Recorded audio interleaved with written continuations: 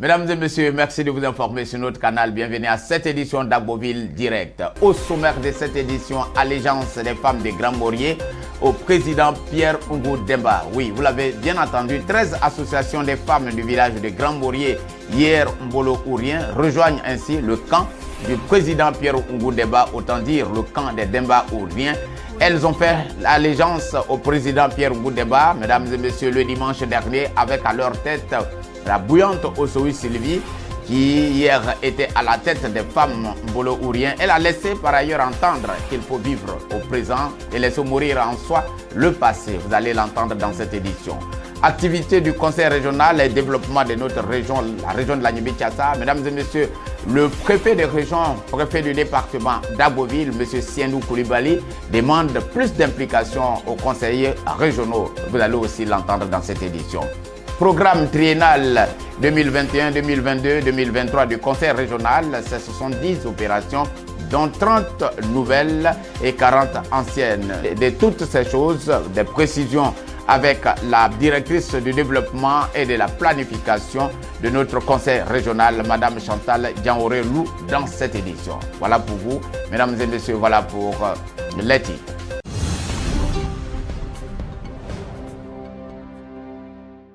Voilà, mesdames et messieurs, nous vous le disons en titre, les femmes de Grand Morier disent désormais oui au président Pierre Oungou Demba. Hier, ces femmes étaient Mbolo-Ourien.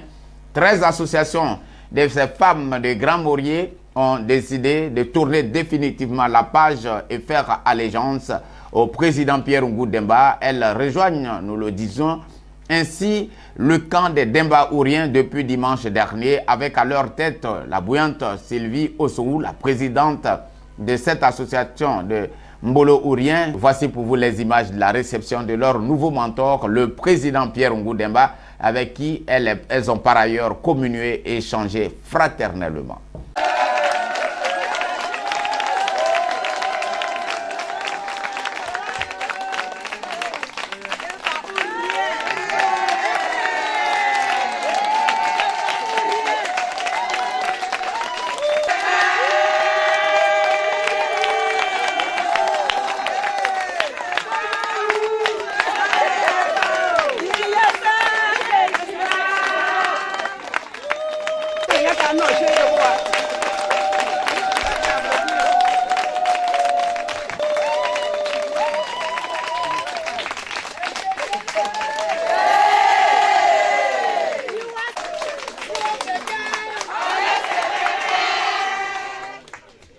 Là. Et comme on n'a pas eu l'occasion de faire ces échanges avec le président quand on fait la demande, et le sous-préfet a été informé, ils ont voulu avoir vraiment cet échange direct là avec le président. Voilà la raison de notre présence ici. Et je disais tantôt à ces dames-là, à ces mamans, que nous avions tout fait sur le chef. Nous avions donné les nouvelles, nous avons bien reçus, et on va passer directement aux échanges. Et en introduction, il était question de vraiment rencontrer le président, d'avoir cet échange avec lui. Donc il était bien pour nous de venir échanger avec toutes ces dames responsables, leaders d'association, pour qu'elles puissent relayer chacune d'elles dans son association ce qu'elles auront attendu ici. Voilà un peu l'objet de cette rencontre. Voilà, mesdames et messieurs, nous allons maintenant écouter Osou Sylvie, qui est à la tête de cette formation des femmes de Grand Morier qui rejoignent les camps du président Pierre Oungou Demba. Elle va nous dire qu'il faut vivre le présent et laisser mourir le passé. Suivez. Chez nous, qui est chez vous. Merci pour tout, monsieur le commandant, monsieur le président, toute la délégation. On vous dit bonne arrivée. Ici réunies, toutes ces femmes, pour vous dire grand merci. Modestement, mais grand merci. Nous avons tenu à vous rencontrer d'abord pour vous dire combien de fois nous sommes touchés par ce grand geste. C'est vrai que nos mains sont vides, mais le cœur est rempli d'amour pour vous.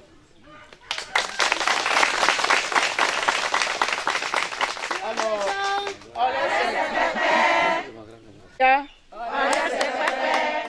vous levez les mains. UOCK, association. AJPN. Okololese. Yikiese, Association Médor des coiffeuses, Ebeleou, Mamle Awoy, Ebeleou, Ebeyou, année 50. Ebeleou et Ebeyou. Année 50. Negeye, Afema, et Lempo. Cela fait 13 associations de femmes en petite délégation pour représenter toutes les femmes de la sous-préfecture. Président, nous vous disons merci. C'est vrai qu'il y a eu beaucoup de polémiques autour de l'avènement de cette usine. Mais nous, femmes, nous n'allons pas tergiverser. Nous avons vécu ici dans la fabrication d'Atiéké dans des conditions très difficiles. Et l'avènement de cette unité est une grande bénédiction pour nous. Nous ne pouvons que vous dire merci.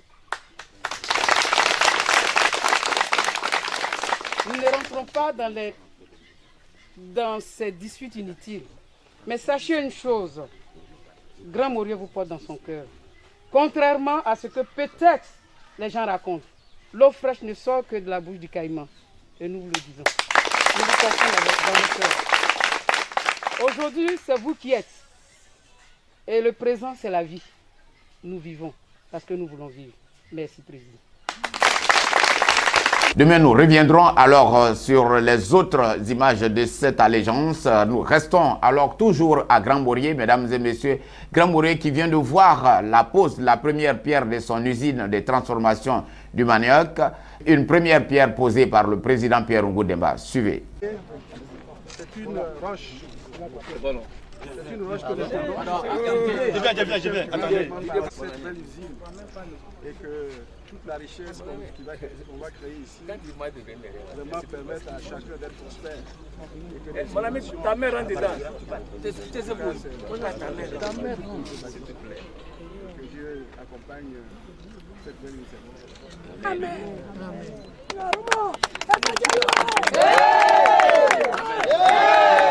C'est l'usine de tout le monde. C'est ça. 5 ans. Le président est Guerrier du développement. J'ai été maçon quand même. Ah bon?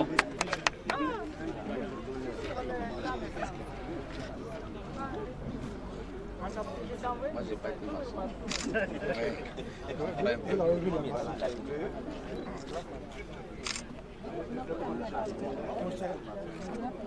Commandant, À l'autre côté. là c'est servi d'abord. Là c'est servi.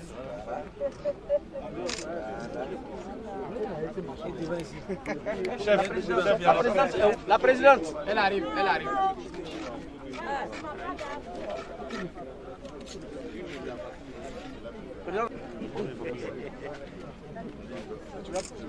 L'image de la présidente.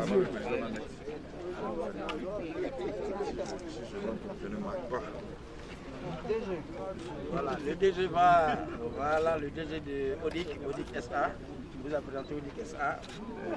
La présidente. Il y a la présidente. Toute puissante présidente. La La toute puissante présidente. La toute puissante présidente.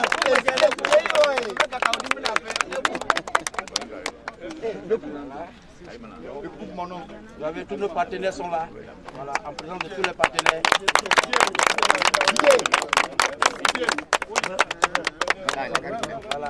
Le message à présent du président Pierre Oungou Demba aux populations de Grand Morier au cours de cette cérémonie de pose de première pierre de cette usine. À présent. Donc de ce projet avec nous.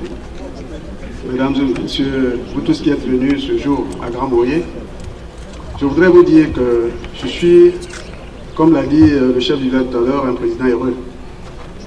Puisque lorsque je m'étais présenté dans ce village, il y a à peine 2 ans avec mes frères et sœurs, pour solliciter leur suffrage, nous avons dit qu'il était important pour nous que nous puissions créer la richesse dans nos villages.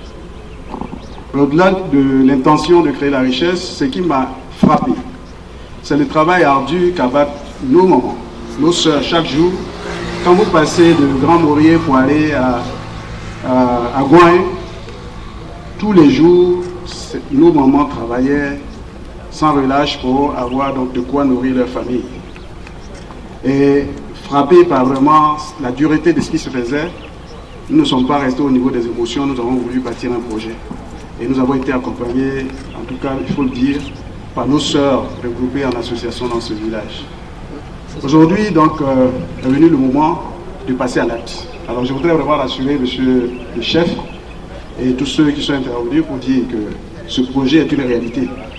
Puisque nous avons fait ce qu'il y a de plus dur, c'est de mobiliser les ressources, de signer un partenariat il y a à peu près plus de 7 mois avec IDT pour concevoir les usines.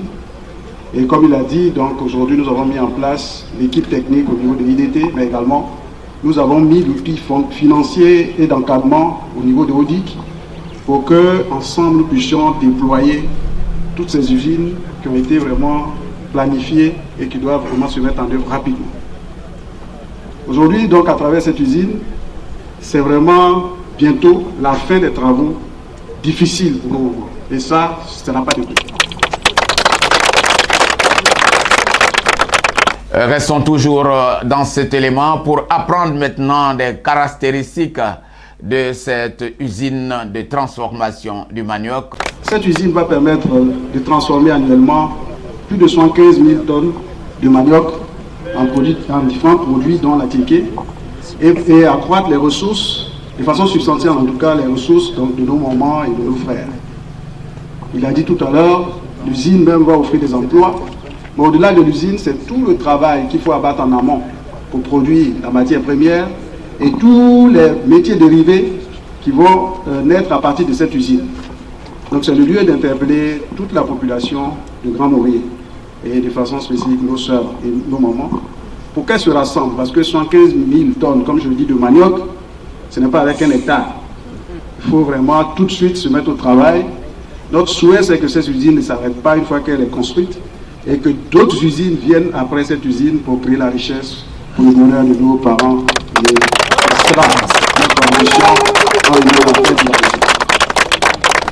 Activité du conseil régional, mesdames et messieurs, le préfet de région, préfet du département d'Agboville, M. Siendou Koulibaly, demande plus d'implication aux conseillers régionaux afin de réussir la mission que le président Pierre Ngou Demba s'est assigné avec eux. Je vous remercie, Monsieur le Président, et vous et tout l'ensemble du conseil régional de l'Agnébi-Diassa.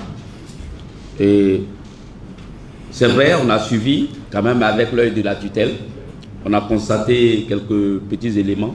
Je pense que la Covid-19 nous a empêché de faire véritablement notre métier, notre rôle de tutelle. Et cela va se faire à partir de maintenant qu'on a plus de disponibilité. Je voudrais insister là-dessus.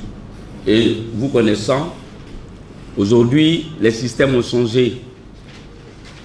La dernière fois, je l'ai dit, il y a une régularité du Conseil qui se tient conformément à la réglementation en vigueur. Et ça, c'est important à retenir. Une fois par trimestre, même mieux, nous nous retrouvons pour pouvoir discuter des problèmes de développement. Mais quel est l'objectif recherché? On va nous dire que le Conseil se tient régulièrement. Mais ce n'est pas ça véritablement. Il y a un résultat que nous recherchons derrière tout ça. C'est le développement de l'Agnébi-Diassa. Et ce développement, le président l'a dit tout à l'heure, ne peut pas se faire sans vous. C'est vrai, vous pouvez compter que j'ai été présent à tous les conseils, mais quel est le résultat que vous avez par rapport à votre village, par rapport à votre département, par rapport à la région? C'est ça qui est important. C'est ça que vous ne devez pas oublier. Il faut que vous impliquez un peu plus encore. Lorsque une entreprise, lorsque un investissement doit être fait dans une localité donnée, le conseiller doit être le premier élément de contrôle de ce travail qu'il est en train de faire, pour la qualité du travail qui doit être fait. C'est important, il faut vous impliquer davantage dans ce travail qui est en train de se faire. Programme triennal 2021, 2022, 2023 du Conseil régional, c'est 70 opérations, dont 30 nouvelles opérations qui viennent compléter les 40 anciennes. Voici les précisions de la directrice du développement et de la planification du Conseil régional, Madame Chantal Dianore-Lou. 2022-2023 s'articule autour de 70 opérations, dont 30 nouvelles et 40 anciennes, pour un coût triennal de 5 milliards 336 millions 718 715 francs. En 2021, le montant des opérations s'élève à 2 milliards 827 millions 824 000 francs. Ce montant est composé de la part octroyée par l'État à la région en 2021, du prélèvement sur fonds d'investissement et des reports de projets. Il faut dire que ces reports concernent des travaux réalisés, des travaux en cours de réalisation et également des projets non réalisés ayant fait objet de passation de marché. Pour l'année 2022, les coûts sont repartis sur 41 opérations pour un montant total annuel de 1 milliard 253 millions 77 000 francs.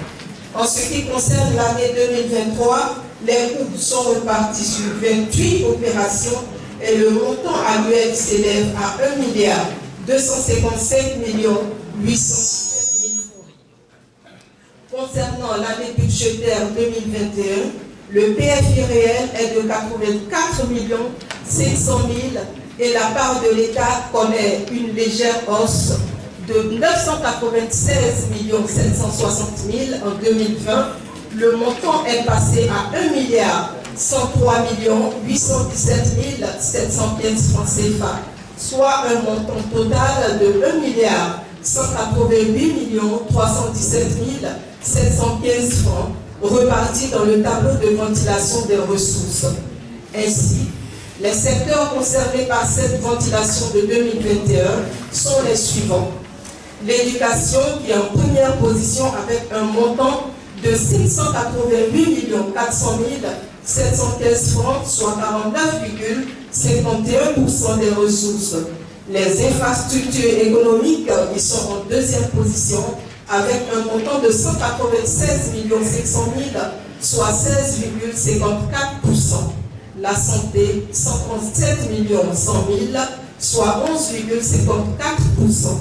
Le commerce et l'agriculture, 116 817 000, soit 9,83%.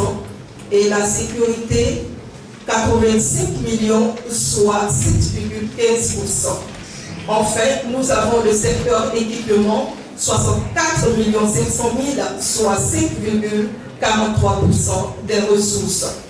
Au niveau des dettes, elles ont un coût total de 185 960 414 francs CFA. Les dettes de fonctionnement s'élèvent à 54 562 000 francs et les dettes d'investissement ont quant à elles un montant total de 131 398 409 francs. Mesdames et messieurs, toujours avec les femmes, mais cette fois-ci dans un autre registre. Voici la journée internationale de la jeunesse. Voici pour vous, mesdames et messieurs, le message de madame la directrice régionale de la jeunesse au cours de cette rencontre, pour ne pas dire de cette cérémonie. En effet, nous sommes réunis dans cette salle de fête de la mairie d'Abbeville pour célébrer la journée internationale de la jeunesse. L'une des activités du ministère de la promotion de la jeunesse et de l'emploi des jeunes. Initialement prévue pour les 12 août de chaque année, la journée internationale de la jeunesse n'a pas eu lieu à cette date à raison de l'aménagement du programme ministériel causé par la pandémie de la maladie Covid-19. La date du 12 août a été approuvée à l'Assemblée générale des Nations Unies lors de la conférence mondiale des ministres de la jeunesse.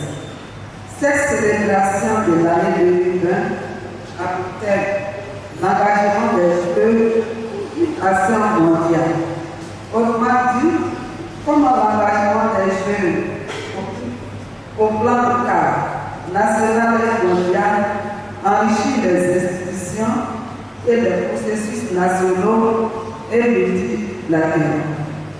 Cette crise a tiré des leçons sur l'amélioration de la réglementation et l'engagement des jeunes dans la politique institutionnelle formelle. Pour finir, nous vous invitons à suivre notre message de sensibilisation à travers deux panels aussi. Panel 1, la maladie à coronavirus COVID-19, animée par le docteur Oufigène, directeur régional de la santé. Panel 2, les élections apaisées, animées par M. Moscou, président de la coalition des jeunes pour la paix.